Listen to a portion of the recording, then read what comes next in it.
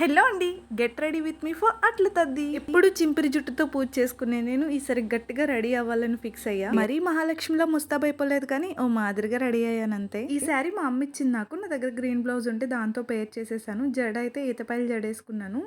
చుంచులు వచ్చేసాయి కానీ మా అత్తయ్య బయట నుంచి అరుపులు తొందరగా రమ్మని ఇంకా అందుకే అలానే వదిలేసాను. పౌడర్ ఇలా బూడిదలా రాసుకుని ఏదైనా కొంచెం తడి పొడిగా ఉన్న క్లాత్ తో తుడిస్తే మసిబొగ్గు లాంటి మన ముఖం మల్లెపూల కనపడుతుంది. మరి బూడిద కొట్టినట్టు ఏమి ఉండదు.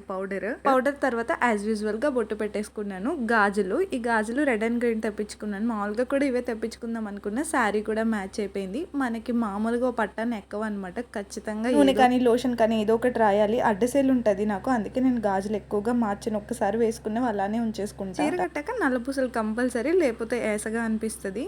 లాస్ట్లో పువ్వులతోనే లుక్ కంప్లీట్గా చేంజ్ అవుతుంది. సగం అమ్మవారికి సగం నాకు. మొత్తం రెడీ అయిపోయిన తర్వాత చెవులు మారిస్తే బాగుండు అని అనిపించింది. అందుకే నా దగ్గర ఒక జత చెవులు ఉంటే అవే పెట్టేసుకున్నాను. ఎప్పుడు అవే పెట్టుకుంటున్నావు ఏంటి అని అనుకోకండి, నాకు అవే సెట్ అవుతాయి అని అనిపిస్తుంది. అందుకే ఎప్పుడు అవే తగిలిస్తుంటాను.